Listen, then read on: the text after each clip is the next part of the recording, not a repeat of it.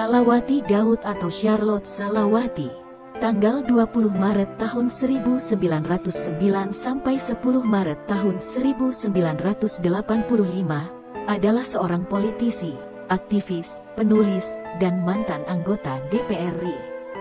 Ia adalah seorang tokoh perjuangan pada masa pra-kemerdekaan yang dikenal pernah melakukan dialog dengan tokoh kontroversial Abdul Qahar Muzakkar.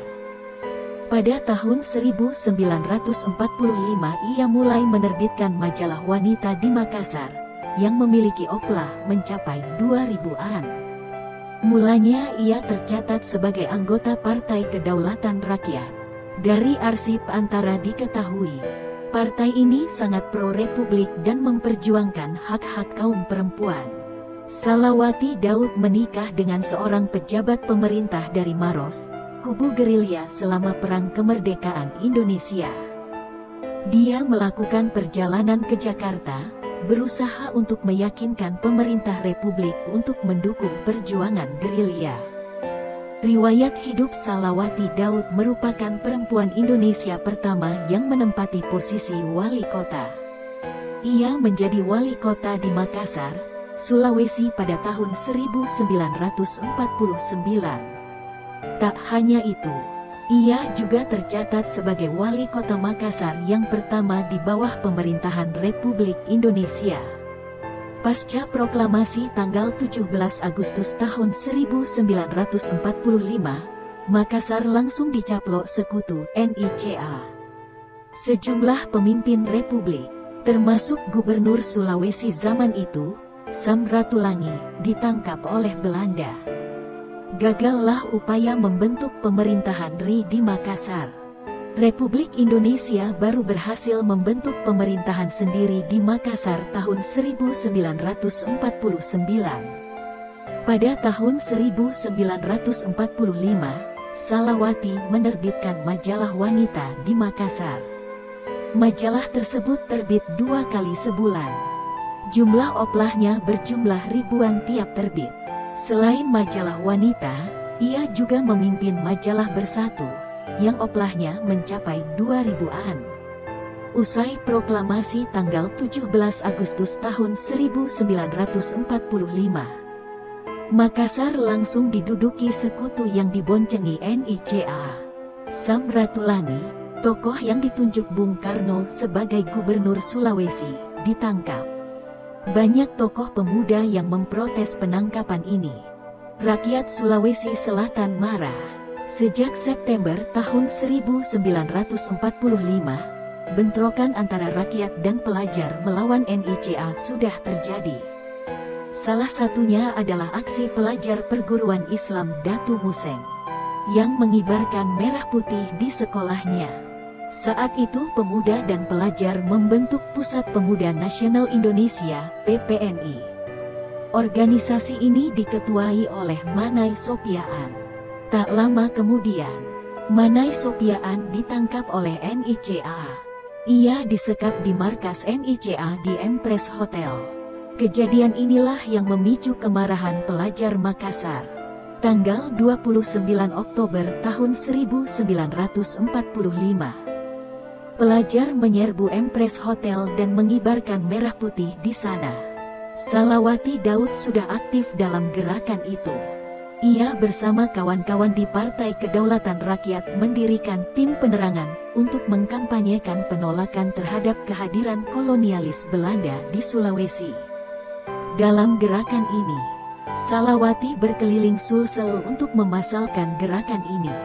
Tetapi Salawati tak hanya berkampanye, ia juga turut memanggul senjata melawan tentara NICA. Sejumlah sumber menyebutkan, ia bersama Emi Saelan bertempur melawan Belanda. Salah satu pertempuran yang terkenal penyerbuan tangsi polisi di Masamba. Aksi penyerbuan ini dipimpin oleh Salawati Daud. Tak heran, ia sangat disegani oleh semua pejuang Republik di Sulawesi.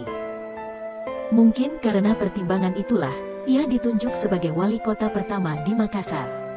Karena pengaruh politiknya pula, ia dipercaya mengatasi sejumlah kekacauan di Sulawesi Selatan. Salah satunya adalah pemberontakan Qahar Muzakkar. Beberapa literatur menyebutkan, Salawati Daudlah yang membawa pengaruh kiri ke Kahar Muzakkar. Tak heran, ketika Kahar mau memberontak terhadap Republik, Salawati berjuang mati-matian untuk membujuknya agar tetap di pangkuan Republik. Sayang, usaha itu menemui kegagalan. Gerwani tahun 1950. Salawati Daud turut terlibat dalam pembentukan organisasi perempuan nasional bernama Gerakan Wanita Sedar, Gerwis. Ia menjadi salah pengurus di Gerwis ini. Kelak, Gerwis inilah yang berubah menjadi Gerakan Wanita Indonesia, Gerwani. Tahun 1950-an, Salawati Daud makin dikenal sebagai tokoh kiri. Bahkan, ia disebut-sebut sebagai salah satu pembawa pemikiran kiri di Sulawesi Selatan. Pada pemilu 1955, ia masuk daftar calon DPR dari Partai Komunis Indonesia, PKI.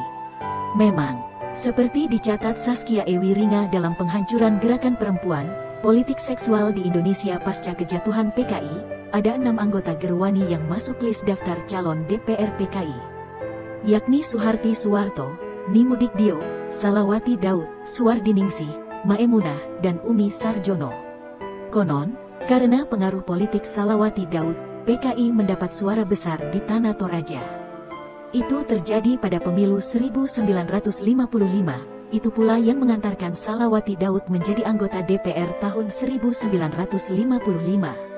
Sejak itu, ia bermukim di Jakarta. Selain aktif sebagai anggota DPR, ia juga menjadi pengurus DPP Gerwani. Ia menempati posisi sebagai wakil ketua. Di DPR, Salawati aktif memperjuangkan hak-hak perempuan. Dan, tahun 1965 meletus peristiwa G30S dan ormas-ormasnya segera dituding mendalangi peristiwa tersebut. Saat itu, usai bersidang di parlemen, Salawati Daud bersama 4 kawannya, yakni Umi Sarjono, Nimudikdo, Siti Aminah, dan Dahliar, ditangkap oleh tentara. Ia kemudian digelandang ke markas Kostrad, diinterogasi berhari-hari di sana. Lalu kemudian dijebloskan ke penjara Bukit Duri dan dikirim ke kamp Plantungan. Di dalam penjara pun ia tak menyerah. Ia aktif membela nasib sesama tahanan yang diperlakukan tidak sewenang-wenang. Salawati Daud adalah salah satu dari banyak pemimpin Gerwani yang dipenjara setelah 1965 pengambil alihan militer. Pada tanggal 1 Oktober tahun 1965, setelah markas Gerwani telah menerima informasi yang membingungkan tentang peristiwa di Lubang Buaya, Salawati Daud bersepeda ke parlemen untuk menanyakan apa yang sedang terjadi. Dia dihentikan oleh tentara dalam perjalanan dan dibawa ke markas Kostrad. Di penjara Bukit Duri, Salawati Daud memainkan peran penting dalam intervensi terhadap penganiayaan narapidana lain. Dia punya mandat nasionalis yang kuat untuk perannya dalam perjuangan kemerdekaan, dan para penjaga mengalami kesulitan menghadapinya. Tindakan Salawati Daud untuk kesejahteraan para tahanan sangat dihargai oleh narapidana lain.